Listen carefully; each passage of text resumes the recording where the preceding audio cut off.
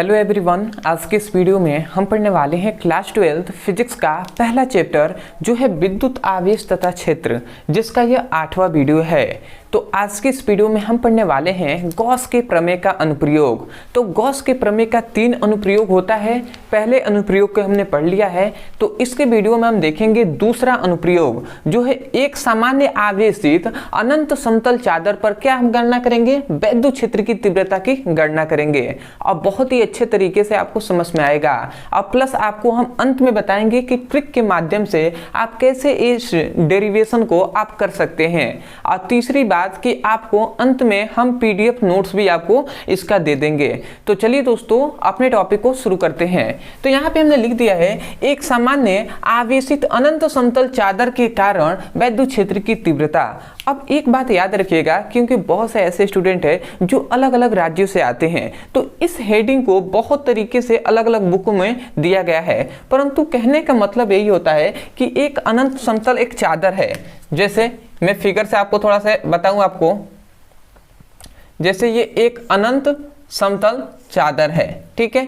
अब इस चादर पर हमने मान लेते हैं कि प्लस क्यू आवेश दिया, तो इस पर जब हमने प्लस क्यू आवेश दिया तो इस पर आवेश घनत्व तो क्या निकल गया, सिग्मा निकल गया, ठीक है, उत्पन्न हो गया।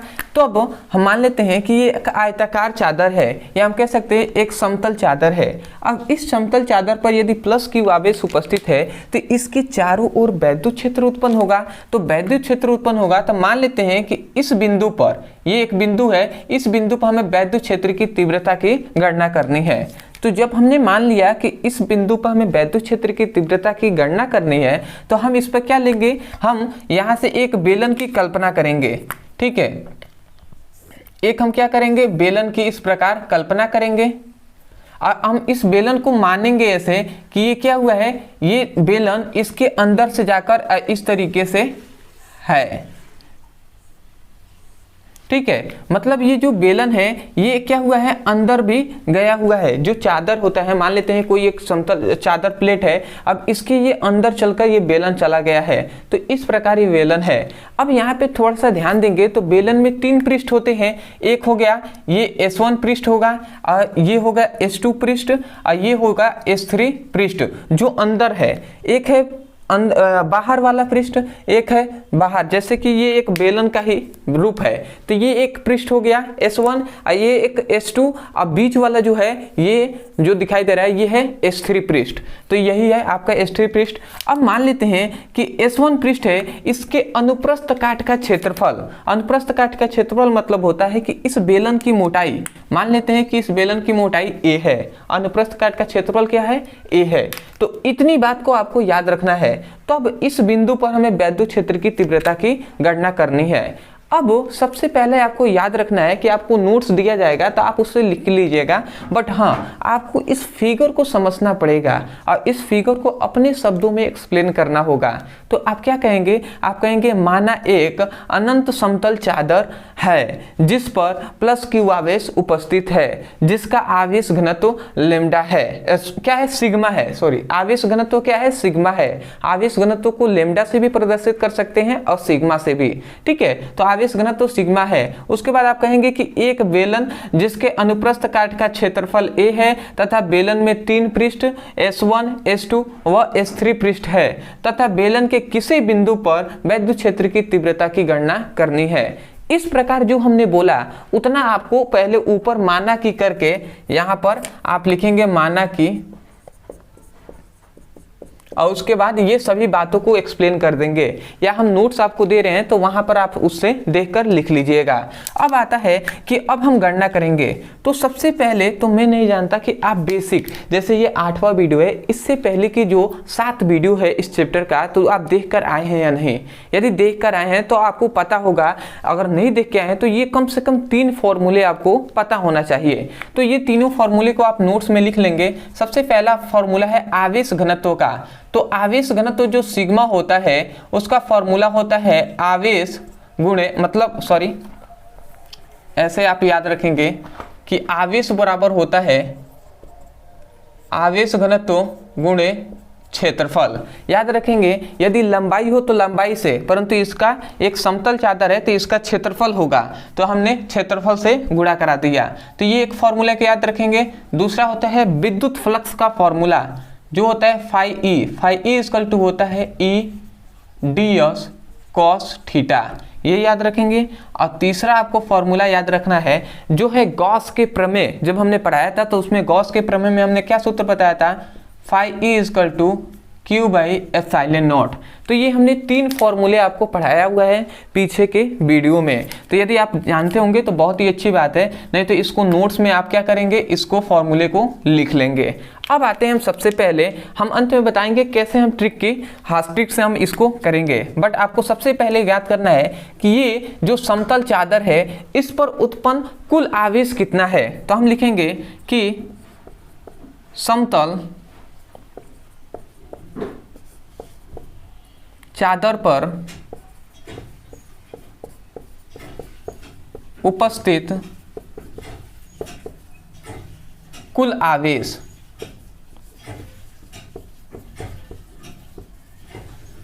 समतल चादर पर उपस्थित कुल आवेश। अब हम आवेश इक्वल टू जानते हैं, आवेश बराबर क्या होता है, आवेश घनत्व क्या गुणे क्या होता है, क्षेत्रफल।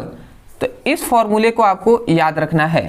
तो यहाँ से हमने निकाल दिया कि आवेश घनत्व है और क्षेत्रफल से हम गुणा करा देंगे। तो ये पहला फॉर्मूला से हमने ये किया है। अब आते हैं कि सबसे पहले हमने ज्ञात कर लिया कि इस क्या है जो समतल चादर है इस पर कुल आवेश कितना है। अब दूसरे में हमारा कार्य होगा कि हम पहले S1 पृष्ठ पर निकालेंगे कुल फ्लक्सों की संख्या, ठीक है। उसके बाद S2 पर, फिर से S3 पर। तो हम सबसे पहले निकालते हैं कि S1 पृष्ठ से निकलने वाली कुल फ्लक्सों की संख्या, ठीक है। आप लिख लेंगे S1 पृष्ठ से निकलने वाली कुल फ्लक्सों की संख्या। अब हम जानते हैं फ्लक्स फाई इक्वल टू क्या होता है, phi E equal to phi E1 लिखेंगे, क्योंकि S1 के लिए निकाल रहे हैं तो फाई E1। तो फाई E1 इक्वल टू क्या लिखेंगे, ई डी एस कॉस थीटा, क्योंकि वैद्युत फ्लक्स का फॉर्मूला यही होता है, केवल हमने E1 लिखा है क्योंकि S1 के लिए निकाल रहे हैं। अब ध्यान दीजिएगा ये ds क्या है, जो अल्पांश पृष्ठ है वही है। तो हम S1 पृष्ठ के लिए निकाल रहे हैं तो ds के जगह पर हम S1 लिखेंगे। तो यहाँ पर हम लिखेंगे phi E1 equal to E S1 cos, और थीटा के जगह पर याद रखेंगे कि थीटा क्या है, इस पृष्ठ पर लंब है, ठीक है। थीटा क्या है, इस पृष्ठ पर लंब है। तो जो पृष्ठ पर लंब होता है वो क्या होता है, वैद्युत क्षेत्र की तीव्रता के समांतर होता है। तो यहाँ पे थीटा इक्वल टू क्या हो जाएगा, 0 हो जाएगा। तो हम थीटा इक्वल टू 0 लिखेंगे। और हम जानते हैं कि फाई E1 इक्वल टू हम क्या लिखेंगे, ई S1 हो जाएगा। और ये आपका निकल गया कि S1 पृष्ठ से निकलने वाली कुल फ्लक्सों की संख्या। तो ये हमने सबसे पहले निकाल लिया कि S1 पृष्ठ से निकलने वाली कुल फ्लक्सों की संख्या ES1 हो जाएगा। अब आप कहेंगे कैसे, तो cos 0 इक्वल टू होता है 1, ये बात आपको पता होगा। तो यदि 1 में गुणा होगा तो ये इतना ही आएगा। तो सबसे पहले हमने निकाला S1 पृष्ठ से निकलने वाली कुल फ्लक्सों की संख्या। अब इसी प्रकार हम निकालेंगे कि S2 पृष्ठ से निकलने वाली कुल फ्लक्सों की संख्या, ठीक है। अंत में हम ट्रिक से बताएंगे, बट आप पहले बेसिक से समझते हुए चलिए, ठीक है। तो अब हम निकालेंगे S2 पृष्ठ से निकलने वाली कुल फ्लक्सों की संख्या। अब हम S2 के लिए निकालेंगे तो वैसे ही हम लिखेंगे फाई E और 2 लिखेंगे, क्योंकि 2 के लिए निकाल रहे हैं तो 2 लिखेंगे। और हम फॉर्मूला क्या होता है, E D S cos theta formula होता है, यही तो फॉर्मूला होता है ना। तो हमने ये लिख दिया। अब ds के जगह पर S2 लिखेंगे, क्योंकि S2 के लिए निकाल रहे हैं। तो हम क्या लिखेंगे, ई S2 और कॉस और थीटा इक्वल टू हम 0 लिखेंगे, क्योंकि ये जो पृष्ठ है वो वैद्युत क्षेत्र की तीव्रता के लंबवत है। मतलब इसका मतलब लंबवत होगा तो वो समांतर होता है, तो इसलिए हम थीटा इक्वल टू 0 लिखेंगे। और हम ये भी बात जानते हैं कि cos theta equal to cos 0 equal to होता है 1। तो ये क्या हो जाएगा, E/S2 हो जाएगा। तो ये हमने निकाल दिया कि S2 पृष्ठ से निकलने वाली कुल फ्लक्सों की संख्या। अब इसी प्रकार हम S3 पृष्ठ से निकलने वाली कुल फ्लक्सों की संख्या निकालेंगे। तो मैं यहाँ पे लिख देता हूँ S3 पृष्ठ से निकलने वाली कुल फ्लक्सों की संख्या। ठीक है, आप लिख लेंगे और उसके बाद आप क्या लिखेंगे, तो अब हम फॉर्मूला लगाएंगे φE3 लिखेंगे।